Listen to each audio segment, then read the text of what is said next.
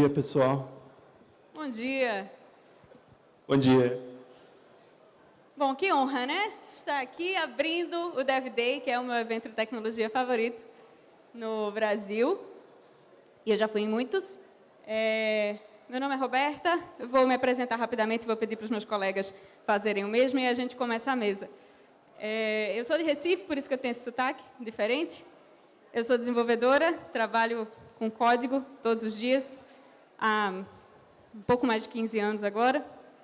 Eu trabalho numa empresa que talvez nem todos conheçam, chama Stack Overflow. E para quem gosta de podcast, toda terça-feira eu empresto minhas opiniões não solicitadas no hipsters.tech.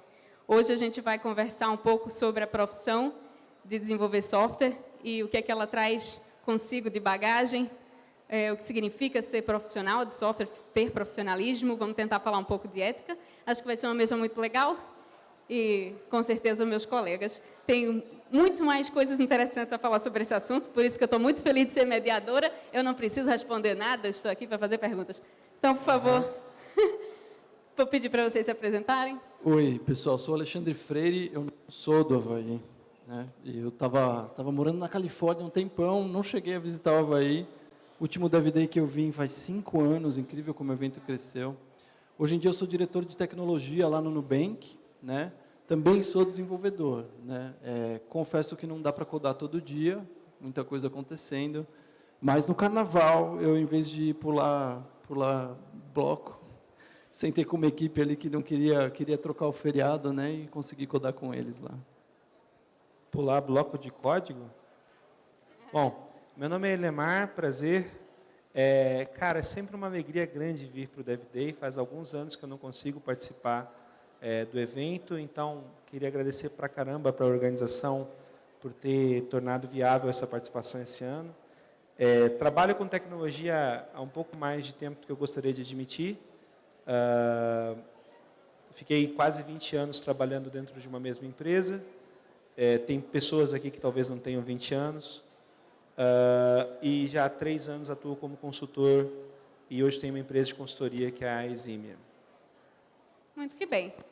É bom que nós temos convidados com experiências bem diferentes. Então, a gente vai conseguir expandir o tópico satisfatoriamente, eu espero. Bom, vamos falar de profissionalismo? Bora.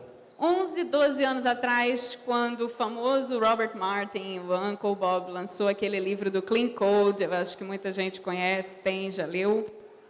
Tem gente que acha que é um livro recente. Não, gente, é um livro de 2008, ou até antes. Ele falava que ser profissional de código era seguir determinadas práticas essas como testar seu código, testar inclusive antes de codificar. Fazer um código voltado para o negócio, voltado para o que o seu cliente pediu, para entregar valor, e não escovar bit.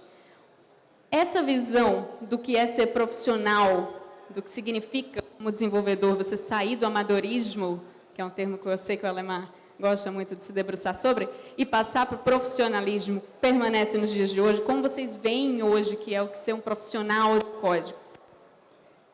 Comecei já com o pé no peito. A última vez que eu vim aqui, 5 anos atrás, eu estava explicando para o pessoal como não testar o seu projeto, né? Na época, o DHH tinha falado que o TDD morreu, a gente ressuscitou o TDD aqui no Dev Day, foi bem bacana. Na minha opinião, testar é parte do trabalho de um profissional que desenvolve, né? No Nubank, a gente não tem QA, galera. Não existe esse papel. Quem testa? Todo mundo, né? Os desenvolvedores escrevem testes automatizados, os analistas de negócio testam também ali, fazem o último due diligence manual, os designers testam, o pessoal do suporte testa, quando a gente faz um rollout, os funcionários testam antes dos clientes, né? Todo mundo tem que testar. Vou começar por aí. Eu vou dar um passo antes. Eu acho que eu conheço excelentes programadores que programam por hobby, certo? Que escrevem código em casa e programam por hobby. Excelentes programadores. Alguns com muito mais competência técnica para escrever código do que eu tenho e muitas pessoas que eu vejo sendo pagas para escrever. eu acho que no final do dia, e eu acho que a questão é anterior à questão de testar ou não, sabe? Porque, por exemplo, eu sei que no Stack Overflow, a prática de escrever testes não existe ou não é... Não é o que poderia ser. Não é o que poderia ser. Então, cara, eu não vou chegar para Robertinha e dizer, então, Robertinha, você não escreve testes, então você não é profissional. Acho que a coisa vem um pouco antes. O profissional tem como consciência que no final do dia ele tem que ajudar a empresa, ele tem que adotar práticas para ajudar a empresa, organização, instituição onde ele trabalha a ganhar mais ou gastar menos. Esse é o ponto. Né? Você tem que desenvolver práticas que ajudem a sua organização, seja ela com fins lucrativos ou não, a ganhar mais ou gastar menos. E aí existe um contínuo de práticas que você pode adotar para chegar nesse resultado. Entre elas está o teste. Entre elas está o teste. Mas tem muitas outras coisas que vêm junto com isso. Enfim. Quais outras você citaria? Depende muito do cenário, mas, por exemplo, eu acho pouco provável que um engenheiro que trabalha num site, num sistema como Uber, por exemplo, que vai falar sobre rotas, que esse cara não saiba muito sobre grafos. Né? Então, você começa a ter um contínuo. Eu acho que amadorismo e profissionalismo é um contínuo, na verdade. Nossa profissão não tem uma definição formal, então, consequentemente, a gente tem um contínuo entre práticas que são mais profissionais e práticas que são menos profissionais. Isso acaba dependendo. Mas, por exemplo, se você escreve uma aplicação para a internet, é interessante que você saiba como que essa aplicação vai se comportar no servidor. Né? Se você faz uma aplicação com grande volume, cara, se você escrever um código que vai trabalhar no site que escala, você tem que conseguir olhar aquele código que você escreveu e ter fundamentação para saber minimamente como ele vai se comportar quando a dimensão, o conjunto dos dados que ele vai tratar, aumentar. E isso envolve você conhecer algumas técnicas, né? Porque, fundamentalmente, se você não conhecer, você não sabe das oportunidades que você está perdendo. É o que eu falo, você olha a comunidade .NET especificamente, toda vez que eu olho o código em .NET, eu só encontro dois tipos de coleções, lista e dictionary. Ou o cara vai criar uma lista, ou ele cria um dictionary, e aí tem duas questões. A primeira questão ele está criando uma dessas duas porque é tudo que ele precisa, ou ele está criando uma dessas duas porque ele não sabe que existe outra coisa. E se ele não sabe que existe outra coisa, ele está descumprindo o papel fundamental dele, que é entregar um código que ajuda a empresa a ganhar mais ou gastar menos, porque cá entre nós, em tempos de nuvem, parece que está ficando muito fácil você simplesmente colocar uma máquina a mais, e às vezes você não precisa de uma máquina a mais. Mas é fácil. Mas é fácil. Pero não mútil. Né? Porque você começa a ver, por exemplo, rede topando. Então, você tem, por exemplo, um sistema baseado em microserviços que você tem uma rede de 1 gigabit e a rede topa. E aí você fala, como que a rede está topando? Porque o programador nem sequer, às vezes, sabe que a rede tem uma largura de banda. Isso é uma atitude profissional. Talvez para um amador funcione, mas para um cara que tem um compromisso de entregar código, não que tenha que saber isso no início, entende? Mas à medida que o processo for se desenvolvendo, enfim. Você tocou num ponto interessante, que é não que ele tenha que saber isso no início. Muita coisa para a gente aprender leva tempo mesmo. Tempo e tem que estar na guerra, né? São depois de várias vezes fazendo coisas que dão errado, que a gente vai aprendendo como não se faz e, portanto, a gente vai ajustando e fazendo as coisas do jeito certo. Né? Então, a experiência, a gente não pode nunca achar que tempo de experiência é irrelevante. Ainda que eu conheça vários desenvolvedores de 14, 15 anos que sabem fazer muita coisa que eu não sei, mas existe uma curva que demanda tempo para você adquirir certas experiências e aprender certas coisas e poder utilizá-las na prática e não incorrer nesses erros. Então, para quem é desenvolvedor ou desenvolvedora e está no início da carreira, como que uma desenvolvedora no início da sua carreira, que não teve tempo de adquirir essa experiência, pode agir, ou que tipo de competências ela tem que buscar para sair desse patamar de amadorismo, ou para ser uma profissional, de fato, uma profissional, que tenha um mínimo de... Não quero nem dizer um mínimo, mas que consiga contribuir com a empresa de uma forma responsável, segura, enfim, que seja um profissional que o Nubank, por exemplo, buscaria. Posso falar de uma coisa que não é técnica? Claro, evidente, é isso que a gente está buscando mesmo. Porque teste, refatoração, código limpo, a gente busca também, né? Nem entra se o exercício não tiver essas coisas. Mas eu vou falar, então, da primeira vez que eu fui demitido, para a coisa que eu aprendi, né? Quem nunca? Enfim, né, pessoal? Acontece. Ainda não. Eu fiquei 20 anos no mesmo lugar. Nesse dia, eu aprendi que um profissional ele precisa se responsabilizar por isso que o Lemar falou, né? Tipo, eu estou, de fato, conseguindo contribuir com o que a empresa quer. Eu estava numa empresa muito grande que foi BBS, depois virou e-mail, a Mandic. E na época, eu estava num projeto de integrar o CRM com um provedor externo, um banco, para a gente poder emitir boleto para os clientes, né, e ver que os pagamentos chegaram. Era o Banco Santos, não sei se alguém lembra do Banco Santos, cujo dono está na cadeia, né, porque era super... Enfim, eu tinha que chamar uma API SOAP, e aí eu fui falar com o pessoal do Banco Santos, e eles não estavam muito interessados em tecnologia, né, o negócio deles era outro, mas a API SOAP deles... O Banco Santos é daqui, tá? Como que é? É de BH. Não, eles tinham um prédio lá na Marginal, em São Paulo. Só por dia das dúvidas. Desculpa, Mas, enfim, pessoal, continua. se alguém tivesse envolvido lá. Mas os profissionais lá, eles não tinham entendido muito bem SOAP, né? Que é um protocolo de você fazer chamadas aí remotas a um sistema, e eles ouviram que tinha que ter XML. Desculpa. E aí, então, todos os métodos da API recebiam um XMLzão, que era o único argumento, né, um string, e retornavam um XMLzão, que era um outro argumento, que é um string. Eu não sei quem conhece SOAP, mas, na verdade, o SOAP pega esse XML, coloca dentro de um outro XML, manda, traz de volta, né? Você podia mandar várias strings, se quisesse dados, enfim. E eu estava sofrendo muito para entregar. Os meus chefes falaram, olha, é importante entregar, ao mesmo tempo eu estava fazendo mestrado, estava ali conflitado com a responsabilidade de acabar o meu mestrado, e esse projeto que era crítico de entregar. E aí os diretores na época vieram falar, olha, cara, a gente precisa, é importante, que me incentivaram com um bônus. Se você entregar, você vai ganhar esse bônus. E quem não quer um bônus, né? Comecei a trabalhar mais, falar com o pessoal lá do Banco Santos, o negócio não ia, e não entreguei.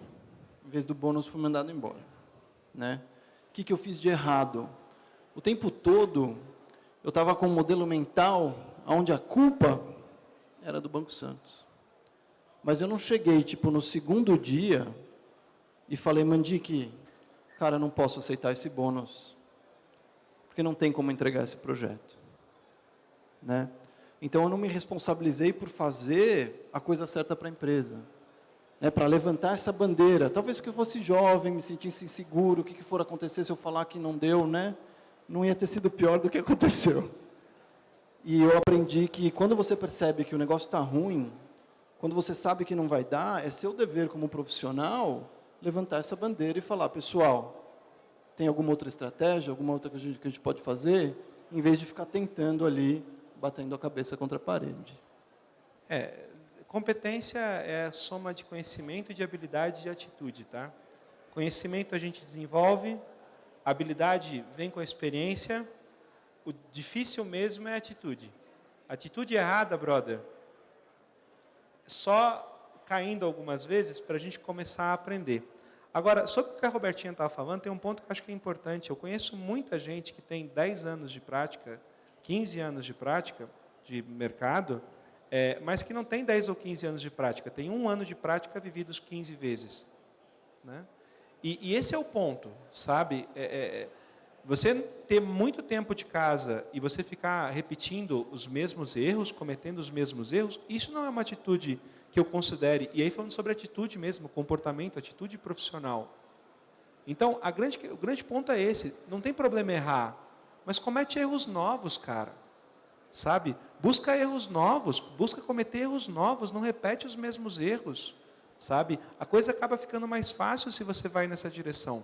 O outro ponto que também eu gostaria de destacar aqui de novo, a nossa área é muito ampla. Eu gosto, assim, o Robert Martin é é um cara que, de uns tempos para cá, o Uncle Bob, né? De uns tempos para cá, ele anda falando um monte de besteira na internet.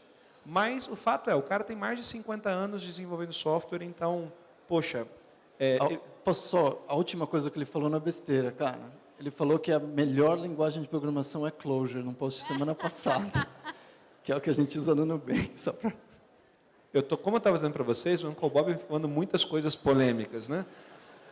Mas, cara, ele escreveu um artigo há uns 4 anos atrás chamado The Churn. Não sei se vocês já leram esse artigo. Se não leram, recomendo que leiam. Chama-se The Churn. Ele narra um diálogo onde ele começa a falar sobre 2 programadores que estão discutindo a adoção de um novo framework JavaScript. E, em dado momento, ele começa a perguntar, velho, qual é o propósito desse novo framework? O que você vai conseguir entregar de resultado novo? Que problema você consegue resolver?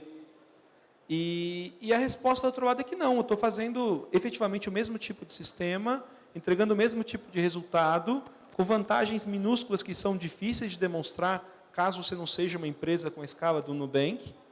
E você fica, o moral da história, você gasta um tempo danado aprendendo a fazer de novo as coisas que você já sabe fazer. Quem sabe você não consegue usar esse tempo de uma forma um pouco mais qualificada para aprender a fazer coisas que você ainda não consegue fazer.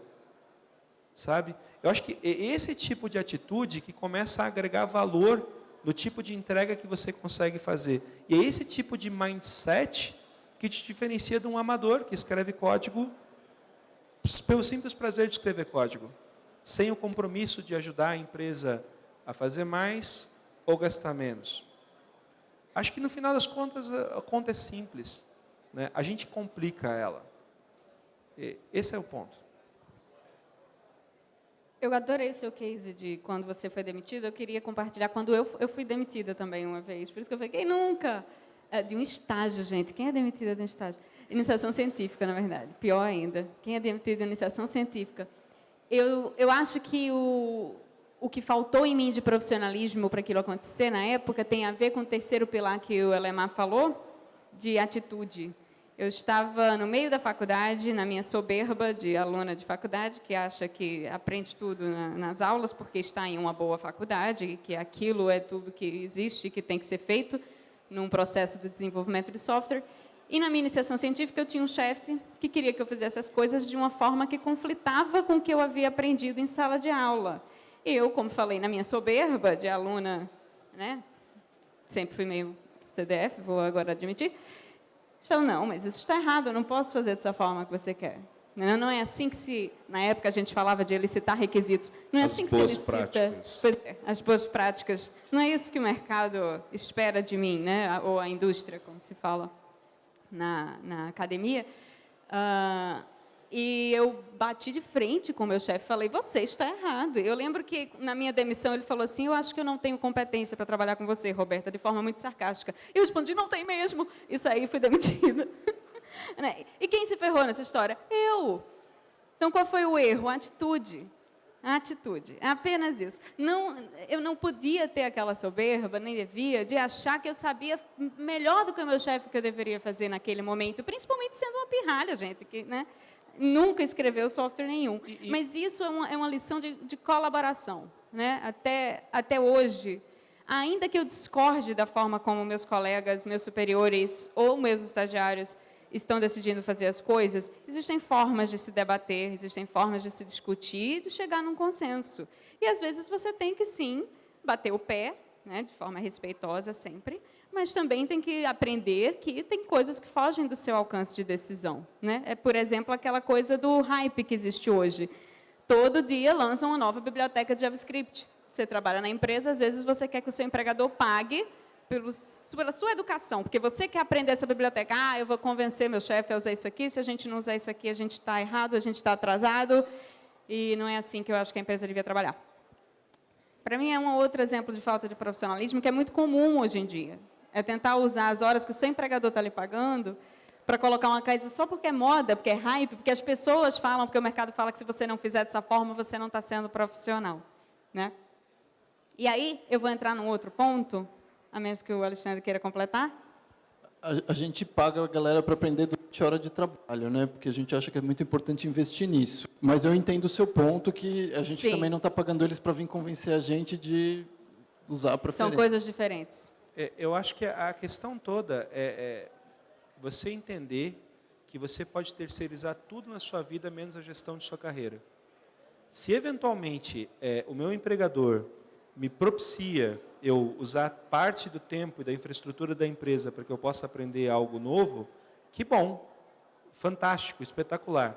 Mas mesmo dentro desta empresa que me propicia isso, eu não posso terceirizar para ele a responsabilidade de dizer, caramba, você vai dizer o que eu vou aprender e quando que eu vou aprender. Porque a gestão da carreira é sua. E especificamente sobre o que você estava falando, Roberto, sobre atitude, eu sempre falo que são as cicatrizes que contam a história do guerreiro, né? E eu tenho a felicidade, na verdade eu sou privilegiado de ter conseguido entrar numa empresa que conseguiu ser fonte de aprendizado para mim durante tantos anos.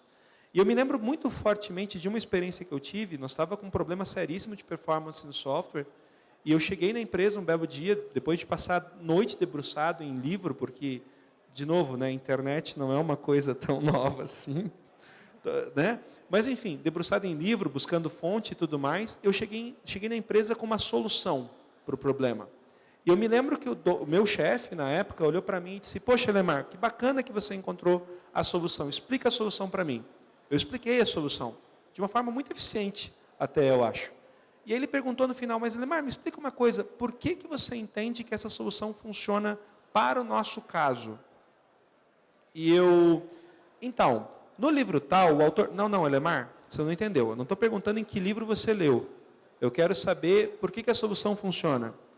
E aí, a resposta... Daí eu gaguejei, e comecei a gaguejar mais, e fiquei envergonhado. E ele olhou para mim e disse assim, Lemar, diz para mim que você tem uma justificativa melhor para estar propondo essa ideia do que alguém que você não conhece tenha dito que é uma coisa boa. Diz para mim que você tem uma justificativa melhor para estar propondo isso aqui. E aquilo não saiu da minha cabeça desde então, certo? Ontem eu estava em uma empresa, em outro estado, conversando com os profissionais, e eles estão enfrentando problemas seríssimos de performance. E aí, quando eu vou verificar por que eles estão enfrentando problemas seríssimos de performance, eu estava, não, porque eu tenho que passar pelo meu domínio para acessar o meu banco de dados, eu tenho que materializar as minhas entidades para poder retornar. E, em dado momento, eu perguntei, velho, e se você tivesse dado só um select, ido no banco, pego lá os campos que você precisa, materializado um JSON e retornado? Só como provocação, tá? Não, ninguém queira me matar aqui, pelo amor de Deus. E aí o cara disse, não, mas Lemar, isso aí vai de encontro, né? Está contrário a tudo que eu entendo como sendo certo. E eu pergunto para o cara, por que então que o que eu estou propondo é errado? Ah, porque eu vi na internet, ou porque eu vi alguém falar, e, bicho, é esse o problema. Você tem que tratar de resolver problemas no mundo real. Eu vou contar uma coisa para vocês. E isso é um segredo que não pode ser muito compartilhado, tá? Aqui nesse evento não é o caso. Aqui eu tenho certeza que não foi o caso. Mas, velho, os eventos de tecnologia estão cheios de gente que sobe nos palcos para falar sobre coisas que eles nunca colocaram em prática. E isso acontece o tempo inteiro. Olha a treta. Então, toma cuidado de ficar fazendo papel de papagaio e repetindo o que os caras falam nos eventos, porque nem todo mundo tem, de fato, experiência fazendo aquelas coisas.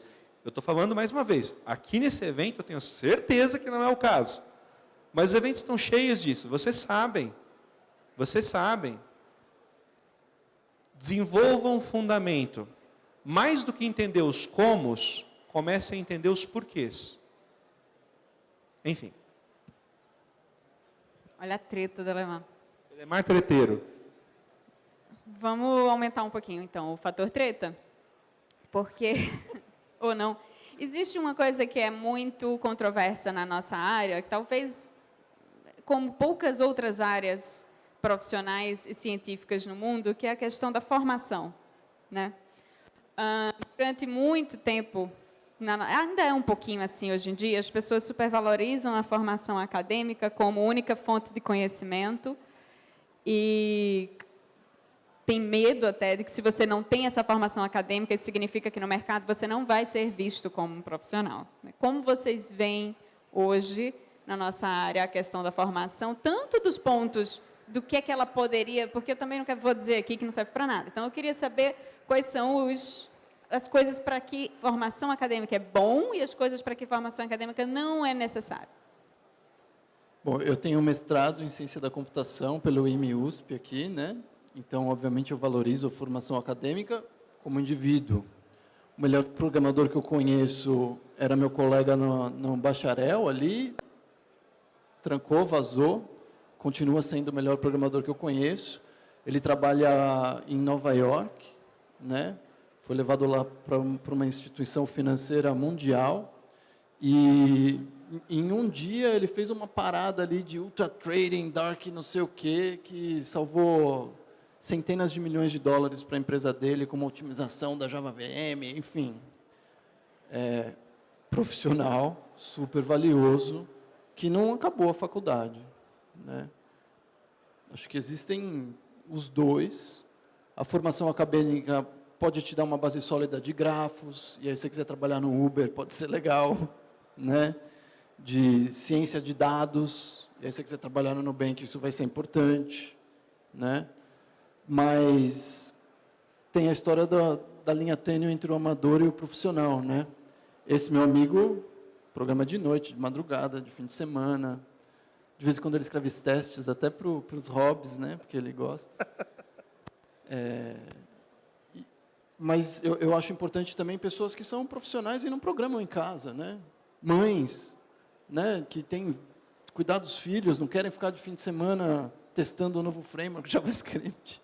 E elas querem trabalhar programando, gostam de programar, programam bem, mas durante o expediente, né? Não sei o quanto a formação influencia nisso. E acho que, de novo, é muito da pessoa ir atrás da intersecção da base que ela precisa. Então, otimização de algoritmos, eu acho que é importante. Aprender na faculdade, mais fácil, talvez. Aprender por si só na internet, super possível também, né? Pular e nunca ouvir falar de o que é ODN, ODlogN, vacilo. Eu vou na outra linha. Eu acho que assim, eu gosto de uma fórmula que diz que produtividade é igual a empenho sobre desempenho sobre empenho, né? Quando você quer maximizar a sua efetividade, a sua produtividade, você tem que conseguir entregar o máximo de desempenho com o menor empenho. Algumas pessoas conseguem, não é o meu caso, infelizmente, mas algumas pessoas têm mais facilidade para aprendem mais rápido e conseguem equalizar a conta e fazer a conta funcionar estudando menos. Não é o meu caso, infelizmente. Eu gostaria de poder estudar menos para poder aprender as coisas. Eu tenho dificuldade para aprender. Agora, sobre a questão da faculdade, eu acho que o ponto você destacou muito bem. Eu conheço efetivamente pessoas com pós-doutorado que não conseguem levantar nada do chão, não conseguem entregar resultado nenhum, não conseguem gerar valor nenhum além daquilo que levou elas à conclusão do pós-doutorado.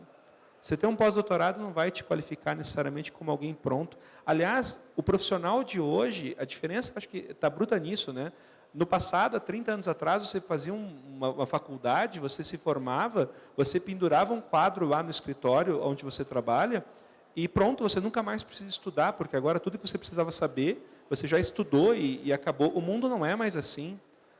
Técnicas de programação, que eu falo que eu programo há mais de 20 anos, há 25 anos, enfim, mas técnicas de programação que eu aprendi há 25 anos atrás, não tem aplicação nenhuma há pelo menos 20 anos, entende? Me deu mindset, me ajudou a estudar e aprender, mas as coisas mudam. Agora, tem algumas coisas que são imutáveis, né? Então, por exemplo, eu fico meio com o pé atrás quando a galera fala que vai para a faculdade e não vê nada de interessante lá porque não vê nada prático. Velho, complexidade assintótica, você conseguir dizer a complexidade de um algoritmo, isso é imutável, isso é da ciência. Está aqui com nós há 595 anos. Estrutura de dados, as básicas, ok, eu sei que os frameworks já implementam para você, mas, cara, se você não souber... Só vai usar dictionary e lista. E se você não souber, por exemplo, como é que funciona as estruturas, como é que você vai escolher elas? Eu não estou falando de você saber escrever elas, mas pelo menos para saber escrever, escolher qual utilizar. Então, o que eu acho que é o grande mérito da faculdade para pessoas como eu, que sou indisciplinado também, tá? ela me dá um roteirinho de coisas importantes que eu tenho que estudar. Então, cara, ela vai ter um currículo que gente parou para pensar, dizendo, então, o que você vai aprender aqui, que você vai levar por mais tempo, e planejar um currículo e estão te entregando esse currículo para você poder estudar. Isso levanta outra questão. Tem faculdades horríveis no Brasil também. O curso superior no Brasil está passando por um apagão. Eu não vou discutir o mérito disso, porque partindo da premissa que você tem uma boa instituição e que você tem um bom currículo, isso te entrega uma boa fundação. Isso é indispensável para programar? Não. O Vinícius Sanger, por exemplo, que é um expoente na comunidade, que trabalha agora na Amazon, se não me engano, trabalhou na Sun. Antes, Vinícius Sanger, ele mesmo fala, cara, eu não completei o primário. O cara é um monstro, fez coisas importantes. Por outro lado, eu tenho o Juan Lopes. É o meu melhor programador do mundo. O meu melhor programador do mundo é o Juan Lopes. Cara, o cara agora está buscando o doutorado dele, entende? Leva super a sério a academia. Detalhe, ele já era monstro antes do mestrado, mas ele leva super a sério a academia. Participa de competição da CM e tudo mais. Quanto disciplina você tem? Essa talvez seja uma pergunta interessante. Você teria a capacidade de montar um plano de estudos e seguir esse plano de estudos, estudando aquilo que interessa e se desenvolvendo? Talvez para você a faculdade seja menos relevante. Agora, seja modesto, tá? Se você não tem esse perfil, talvez alguém te cobrando entrega de trabalho e nota, te obriga a estudar coisas que você não estudaria, porque você não vê aplicação. Eu tenho um grande amigo na comunidade, que é curioso isso, porque ele fala que, depois de Amadores Remunerados, ele começou a dizer para mim, olha, Lemar, eu não vejo utilidade nisso. Primeiro ele condenou. Trabalha com vocês, inclusive. Primeiro ele condenou. Aí agora ele está fazendo uma sequência de estudos em cima de algoritmos de estrutura de dados. Aí agora ele está começando a compartilhar as descobertas dele. Aí agora ele está começando a comemorar as melhorias de performance que ele tem nos códigos dos exercícios que ele está fazendo. Eu tenho certeza que daqui a um ano ele vai dizer que a minha vida mudou depois que eu comecei a estudar estruturas de dados e algoritmos. Eu tenho certeza. Hoje ele ainda diz que não serve para nada. Mas ele está dedicando um tempo para caramba para estudar isso. Uma das coisas que dava mais prazer quando eu estava lá na Califórnia, fazendo curso, ensinando a galera TDD, era quando, 6 meses depois, um desenvolvedor me mandava um e-mail e falava, cara, eu era cético, não acreditava em teste automatizado, mas hoje eu estou feliz, estou produtivo, o TDD mudou minha vida. Se converteu. Posso falar de uma outra coisa rapidinho que eu achei muito interessante, que é essa questão da disciplina, né? Eu acho que a disciplina é muito importante num profissional, de você poder ir atrás mesmo do que você precisa, no momento que você precisa, né? E, de vez em quando, se você não tem essa estrutura, a formação acadêmica pode trazer. Mas outra coisa que a formação acadêmica traz também é uma certa socialização, né? Eu sou colega do Paulo Silveira, da Kaelon, a gente fez a mesma turma. Hoje em dia, a gente faz business junto. Que coisa, né? não? Meu chefe, Paulo Silveira, hipsters. É meu amigo, tá?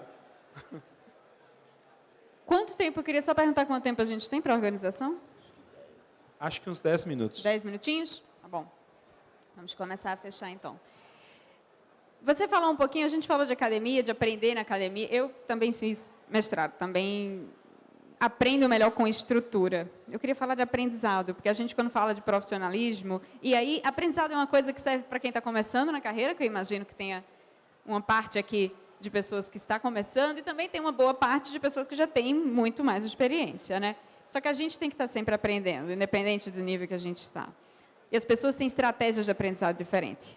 No meu caso, eu adorava aprender e estudar com aula, porque eu preciso desse roteiro, dessa disciplina.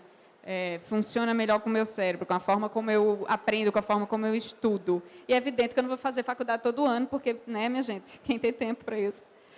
E quem tem dinheiro para isso também? Você tem dinheiro. Lá Stack vem o Overflow alemão. paga bem. Lá vem o alemão. É aquele sem tempo, irmão. Copia e cola do Sem Stack tempo, Overflow, irmão, filtro no sem Instagram. aprender.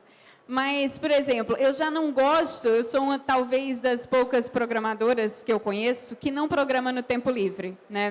As pessoas sempre perguntam, o que você faz no tempo livre? Quais são os seus projetos, seus pet projects, né? Seus projetos que não são do trabalho e tal. Meu projeto que não é do trabalho é ficar com a minha família, meu amigo. É ir para restaurante, é passear. Meu projeto do meu tempo livre é para eu fazer outras coisas, é para eu levar meu cérebro para outros lugares, né? Para arte, para fazer outras coisas, tocar meu violão, fazer essas coisas assim. Então, eu acabo aprendendo no trabalho também, no meu dia a dia, e nesses eventos aqui. Eu adoro ir para evento, porque me abre muito a cabeça. Você, às vezes, vê uma palestra de 40 minutos, e, às vezes, é um assunto que você já até acha que domina, mas você vê uma frase ou uma linha de código no slide que, nossa, olha só que forma diferente de fazer. Essa é a minha forma de aprender. Como vocês, que também são desenvolvedores com muita experiência, muito mais do que eu, inclusive, como vocês continuam aprendendo até hoje? Acho que uma coisa é ensinando, né? Quando você ensina uma coisa, aí você sabe que você aprendeu. E aí contribuindo de volta para a comunidade. Quem não for fazer faculdade e perde essa rede social lá, pode ganhar aqui, né? Se não fizer nenhum dos dois, é capaz que você vai estar fazendo Perl por 50 anos, né? Acho que é por aí. Ensinando em eventos, ensinando na empresa, mentoria, alguma coisa assim também? Ensinando a pessoa, e aí, fazendo uma palestra, né? Tipo, olha, nos últimos anos eu fiz essas coisas, aprendi isso, quero compartilhar com vocês, quero te dar um atalho, né? Você pesquisa para fazer palestra, Alexandre? Você estuda também para fazer palestra? Nossa, muito, muito. Não, cada palestra que eu faço é um investimento enorme de tempo, né? A que a gente vai fazer hoje foi eu e o Lucas, a gente ralou uns meses aí para conseguir produzir esse conteúdo. Ou seja, pessoal, quer aprender palestra, comecem a devolver para a comunidade. Você, Lemar? Eu acho que é uma excelente técnica, mas eu acrescento algumas observações que funcionam para mim, tá? Eu preciso de prática deliberada. Eu preciso colocar... A forma como eu me obrigo a aprender é tentar fazer as coisas um pouco fora da minha zona de conforto. Isso não implica necessariamente em fazer essas coisas fora do horário de trabalho. A minha rotina atual é meio insana, eu passo a semana fora de casa, atendendo os meus clientes, e eu volto para casa no final de semana. E o meu final de semana também é da minha família, porque senão a minha família acaba. Ou pelo menos eu acabo para a minha família. Mas o que eu tento fazer então? Primeira coisa, com relação ao meu trabalho, eu tento adotar prática deliberada, eu tento buscar fazer sempre a coisa um pouquinho acima da minha zona de conforto. Eu levanto um questionamento um pouquinho mais desconfortável para verificar se eu estou fazendo a coisa do jeito certo. A outra coisa que funciona muito bem para mim é escrever. E é por isso que eu blogo tanto, e eu escrevo tanto nos sites há tantos anos. E antes disso, inclusive, na faculdade, foi uma coisa que eu aprendi na academia, tá? Toda vez que eu tinha necessidade de codificar aquilo, de escrever algo para explicar para alguém, fazer uma formulazinha, aquilo acabava me dando alternativas novas de entender aquele conteúdo, e era como eu fixava. Quando o pessoal fala para mim, poxa, Lemar, obrigado por suas contribuições com texto, em blog, ou então com palestra, na verdade, quem é grato sou eu, porque quando eu recebo um feedback, dizendo que determinado tema não ficou claro, essa semana aconteceu isso, eu fiz um post, e um dos comentários foi, poxa, Lemar, gosto muito dos seus posts, da pessoa cheia de dedos, né? Gosto muito dos seus posts, mas olha, esse aqui em especial não entregou a mensagem para mim. Eu, caramba, não, vou confessar, primeiro momento foi de raiva dele, desgraça, lê de novo. Logo depois foi tipo, não, é uma oportunidade de eu explicar isso melhor. E vai ter uma segunda edição, vai ser uma terceira versão, quarta versão. Minhas palestras, né, outra coisa que eu cometia erro no início. No início, quando eu comecei a palestrar, eu tinha noia de fazer uma palestra nova para todo evento. Todo evento eu vinha com uma palestra nova. Só que fazer uma palestra, como você está falando, consome meses de trabalho. E se você quer palestrar em muitos eventos, cara, vai ficar difícil fazer outra coisa na vida. O que eu estou fazendo agora? Eu tenho uma palestra e eu tenho uma versão dela. E toda vez que eu vou para um segundo evento, eu pego o que funcionou e o que não funcionou, e o que eu aprendi desde o último evento, e dou uma enriquecida, e eu tenho mais uma nova versão dessa palestra. E eu começo a apresentar, não é a mesma palestra, mas versões aprimoradas dela. Então, eu acho que o caminho para estudar é esse. Essa acaba sendo a minha recomendação para quem for estudar também, mas é o que funciona para mim, tá? Eventualmente, outras pessoas conseguem aprender fazendo. Só que o problema de aprender fazendo é que você tem um aprendizado concreto.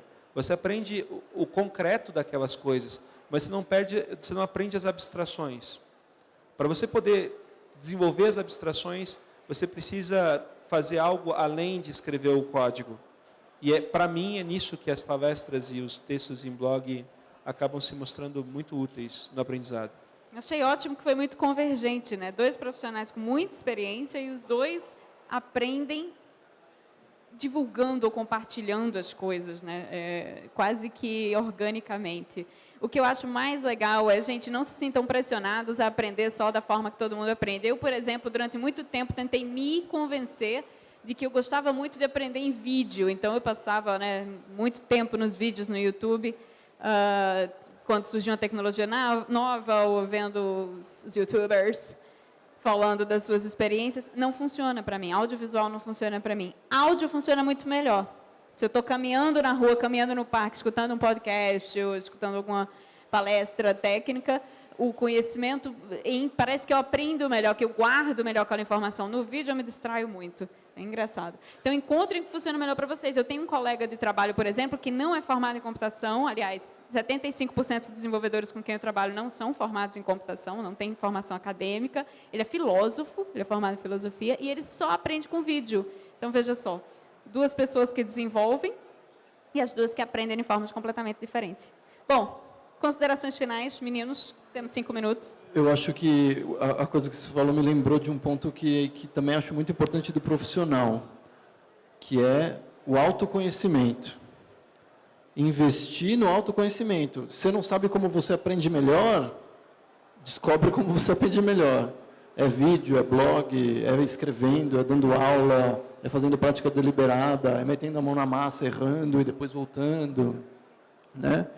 Esse autoconhecimento também pode te levar a outras oportunidades, né?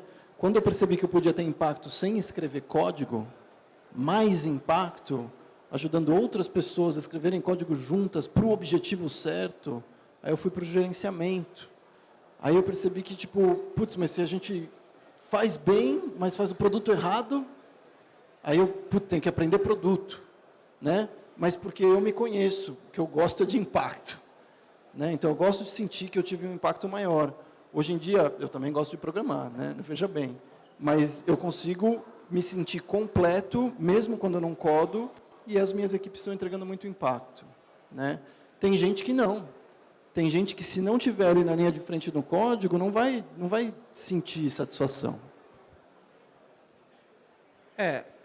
Trazendo a coisa para as minhas considerações finais, e eu acho que essa dica do autoconhecimento é extremamente relevante, porque ela vai te trazer essa visão, de novo, de desempenho sobre o empenho, né?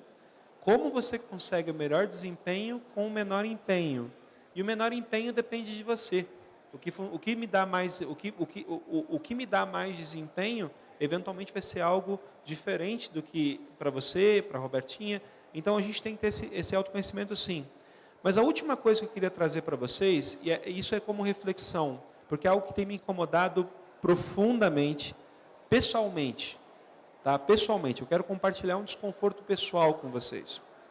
A gente está numa época em que cada vez mais se espera mais e mais das entregas que os programadores fazem.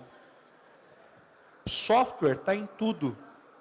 Está em absolutamente em tudo. Em 2011, quando o Mark Andreessen escreveu o post em que ele falava que o software ia engolir o mundo, eu acho que nem ele mesmo tinha noção da proporção que a coisa ia ganhar. Consequentemente, cada vez mais se espera mais da gente. E para isso a gente está usando cada vez ferramentas e mais ferramentas. Hoje a gente tem Watson, a gente tem Cognitive Services, a gente tem um bocado de coisas prontas na internet ou na nuvem, em serviços de nuvem, que nos deixam fazer coisas realmente incríveis. Mas eu tenho muito medo, na verdade, e isso é o desconforto que eu quero confessar para vocês, tá? Eu fico imaginando, para você fazer um software de scanner corporal, um software de medicina, você tem um monte de regulação. Mas para você fazer o software de triagem, aquele que você aperta a senha no pronto atendimento para pegar uma senhazinha de atendimento, ali não tem tanta regulação. E daqui a pouco, o mundo vai começar a pensar, caramba, e se esse software for um pouco mais inteligente? Se ele começar a tomar decisões de uma forma mais inteligente, usando o Watson ou Cognitive Services, e o programador diz, mas cara, eu não entendo nada sobre isso, mas o vendor fala, você não precisa. Você simplesmente pluga no seu Lego, você pluga esse componente e começa a usar. E aí um dia você escreve esse software e pessoas começam a morrer, porque o seu software não funciona, porque você não sabe usar aquele componente. Isso está muito perto de acontecer. Aliás, senhores, em algum lugar no mundo, isso já está acontecendo. As responsabilidades de todo mundo são grandes demais para que a gente fique se escondendo atrás de um manto de egocentrismo. A gente não pode ser mais amador, nem que seja remunerado. Excelente. Gente, muito obrigada pela participação. Elemar trouxe aí uma nota para, eu acho que, fechar muito bem essa mesa, para todo mundo lembrar que nossa profissão, além de tudo, também requer um tanto de ética, né, e responsabilidade. Não é só escrever teste de unidade, teste de integração e achar que está tudo certo, está tudo funcionando, né? A gente tem que olhar um pouco além. Obrigada, organização. Bom evento para todo mundo. Obrigado, pessoal.